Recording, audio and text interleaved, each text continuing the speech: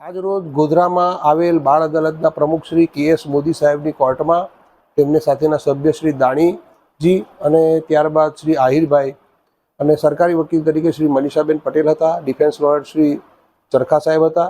અને આજ રોજ વર્ષ 2002માં જે ગોધરા ટાઈમ હત્યાકાંડ થયું તેમાં કુલ 6 આરોપી હતા.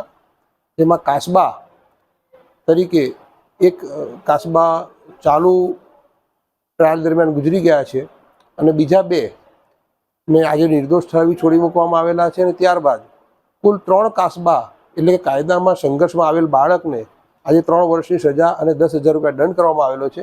અને બચાવ પક્ષે અરજી આપતા એ અપીલ સમયગાળા દરમિયાન એ મોકૂફ રાખવામાં આવેલ છે. અને 2002થી જ્યારે આ કેસના ચુકાદાની અંદર ઘણા સંઘર્ષ બાદ આ ચુકાદો આવ્યો ત્યારે એ લોકોએ 5 વર્ષ જ્યુડિશિયલ કસ્ટડી ભોગવેલી છે.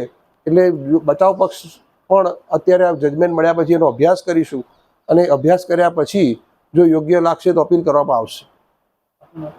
હેમાંગ કે સોની, એડવોકેટ, ગોધરા.